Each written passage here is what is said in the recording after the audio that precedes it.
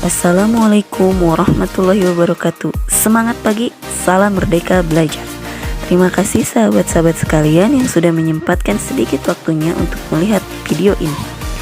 Pada kesempatan ini saya akan menyampaikan aksi nyata mengenai topik merdeka belajar, yaitu dengan menyebarkan pemahaman merdeka belajar. Mengapa saya melakukan aksi nyata ini? Karena aksi nyata ini merupakan sebuah bentuk pengaplikasian setelah saya melakukan pelatihan mandiri melalui platform Merdeka Mengajar. Pada topik ini, sahabat-sahabat semua akan mempelajari 5 buah modul. Modul apa saja itu? Yang pertama, mengenali dan memahami diri sebagai pendidik.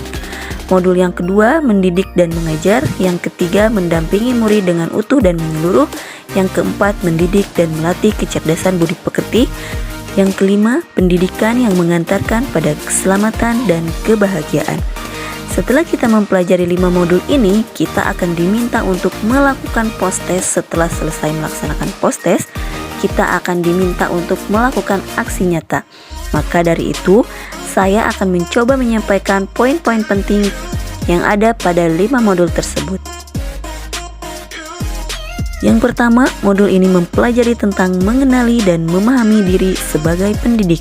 Sebagai seorang pendidik, kita tentunya harus memahami kekuatan dan kelemahan diri, agar kekuatan itu bisa menjadi kelebihan kita dan kelemahan itu bisa kita perbaiki agar bisa menjadi kekuatan yang baru. Mengenal karakteristik dan kebutuhan peserta didik. Ini sangat penting sekali untuk mengenal karakteristik dan kebutuhan peserta didik agar kita bisa menyesuaikan metode dan strategi pembelajaran kepada peserta didik kita. Kemudian, pendidikan berperan penting pada perkembangan peserta didik sesuai perkembangan zaman. Kita sebagai pendidik wajib menyesuaikan cara mengajar kita dengan perkembangan zaman, karena apabila kita tidak bisa mengikuti perkembangan zaman, maka kita akan menjadi pendidik yang tertinggal dan tidak bisa menyesuaikan diri dengan peserta didik kita. Mendidik anak sama dengan mendidik rakyat. Kemudian, guru harus adaptif terhadap perubahan. Pada setiap waktu selalu saja ada perubahan yang terjadi, baik itu sifat, karakter peserta didik, strategi dan metode mengajar, dan kurikulum yang mengalami perubahan, sehingga menuntut kita untuk beradaptasi dengan perubahan-perubahan tersebut. Kita tidak bisa menjadi pendidik yang otoriter, yang hanya memaksakan keinginan kita saja. Tetapi kita juga harus mampu menyesuaikan diri dengan perubahan-perubahan yang terjadi. Kemudian modul yang kedua yaitu mendidik dan mengajar. Mendidik dan mengajar adalah 2 hal yang berbeda. Kebanyakan dari kita hanya mengajar saja dan menyampaikan ilmu pengetahuan, sehingga terkadang kita lupa untuk mendidik karakter-karakter peserta didik. Pengajaran merupakan bagian pendidikan, yakni menyampaikan pengetahuan dan materi-materi pembelajaran merupakan bagian dari pendidikan. Kemudian pengajaran juga merupakan cara menyampaikan ilmu atau manfaat bagi hidup peserta didik secara lahir dan batin. Dalam pengajaran, menyampaikan ilmu pengetahuan dapat kita kaitkan dengan kehidupan sehari-hari atau pengalaman yang telah dilalui siswa, sehingga apabila siswa menghadapi masalah-masalah dalam kehidupannya, mereka akan bisa menyelesaikannya dengan mudah. Mendidik adalah menuntun segala kodrat yang ada pada peserta didik sehingga dapat mencapai keselamatan dan kebahagiaan yang setinggi-tingginya. Ini merupakan tujuan akhir kita sebagai pendidik, membuat peserta didik selamat dalam artian mereka mampu menyelesaikan masalah-masalah yang dihadapinya di dalam kehidupan sehari-hari. Selain itu, pendidik juga tidak hanya memberikan pengetahuan tetapi mendidik keterampilan dan kecerdasan batin peserta didik.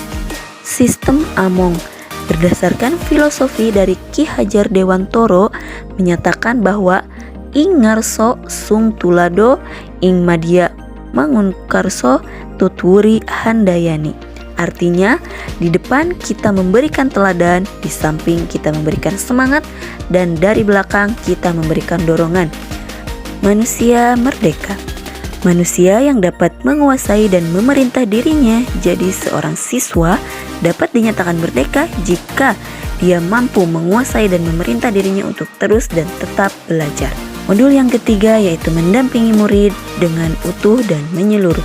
Pendidikan bergerak secara dinamis menyesuaikan keadaan dengan cepat. Jadi, dunia pendidikan itu selalu berubah setiap waktunya. Maka dari itu, kita sebagai pendidik harus bisa menyesuaikan perubahan-perubahan tersebut agar kita bisa menyesuaikan diri saat kita mendampingi dan mengajar peserta didik kita. Peserta didik terlahir dengan kodrat alamnya masing-masing. Jadi, peserta didik memiliki sifat dan karakter yang berbeda-beda. Perubahan tidak bisa dihindari sehingga cara mendidik dan mengajar perlu disesuaikan dengan perkembangan zaman. Salah satunya yaitu perkembangan teknologi dengan maraknya telepon genggam yang semakin canggih sehingga terkadang mengurangi peran guru dalam menyampaikan ilmu pengetahuan kepada peserta didik. Karena mereka bisa mencari sendiri pembelajaran di dalam handphone mereka masing-masing. Peran kita sebagai pendidik harus bisa menyesuaikan hal itu dengan ikut serta menguasai teknologi-teknologi tersebut yang dapat kita aplikasikan ke dalam pembelajaran. Kemudian guru dapat merancang pembelajaran yang kontinu, konvergen, dan konsentris. Sebagaimana asas trikon yang dikemukakan oleh Ki Hajar Dewantoro, yaitu pembelajaran yang berkelanjutan dan terbuka berdasarkan kebudayaan bangsa ini. Modul yang keempat yaitu mendidik dan melatih kecerdasan budi pekerti. Jadi kita sebagai pendidik tidak hanya menyampaikan ilmu yang berkaitan dengan materi pelajaran saja, tetapi kita diminta untuk mendidik dan melatih kecerdasan budi pekerti atau karakter siswa. Budi pekerti merupakan hasil bersatunya gerak pikir, perasaan, dan kehendak sehingga menimbulkan suatu tenaga. Budi pekerti juga merupakan perpaduan cipta, rasa, dan karsa. Budi pekerti peserta didik tidak hanya dibentuk di lingkungan sekolah saja, namun budi pekerti peserta didik juga dapat terbentuk dari lingkungan keluarga dan masyarakat. Kodrat anak diibaratkan kertas yang sudah terisi penuh, yang kadang kita membuat perumpamaan bahwa anak sebagai kertas kosong, namun di sini anak merupakan kertas yang sudah terisi penuh, yang terisi berbagai macam coretan dan tulisan, sehingga tugas pendidik adalah menebalkan dan memperjelas arti dari coretan dan tulisan tersebut. Modul yang kelima yaitu pendidikan yang mengantarkan keselamatan dan kebahagiaan. Pada tujuan akhir dari pendidikan yaitu memberikan rasa selamat dan kebahagiaan kepada peserta didik. Sebagai seorang guru tidak hanya mengajarkan ilmu pengetahuan saja, tetapi guru juga harus mampu membimbing dan memantau peserta didik untuk mencapai pemahaman yang bermakna. Kita sebagai guru jangan hanya sekedar menilai murid dengan menggunakan angka, tetapi kita juga mencoba untuk melihat prosesnya. Belum tentu siswa yang dengan nilai rendah tidak paham karena banyak faktor yang dapat mempengaruhi hal tersebut. Dimulai dari sekarang kita menilai proses dari peserta didik kita. Perspektif guru tidak selalu sama dengan perspektif peserta didik. Maka dari sekarang cobalah kita untuk mengubah perspektif kita. Jangan hanya melihat dari sudut pandang seorang pendidik saja, tetapi coba kita posisikan diri sebagai seorang peserta didik, karena hasilnya pasti akan sangat jauh berbeda. Fungsi pendidikan adalah mengantarkan peserta didik agar siap hidup dan mampu mengisi zamannya. Jadi pendidikan secara utuh dan menyeluruh bertujuan untuk mempersiapkan peserta didik agar siap untuk terjun ke dunia yang sesungguhnya. Sekolah menjadi tempat kita membentuk karakter mereka, memberi ilmu pengetahuan kepada mereka agar nantinya mereka bisa menyelesaikan problematika yang mereka hadapi dalam kehidupan sehari-hari agar mereka selamat dan bahagia.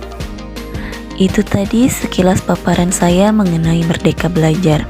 Sahabat sekalian, saya mohon bantuannya setelah menyimak paparan tadi, apa saja yang bisa kita lakukan.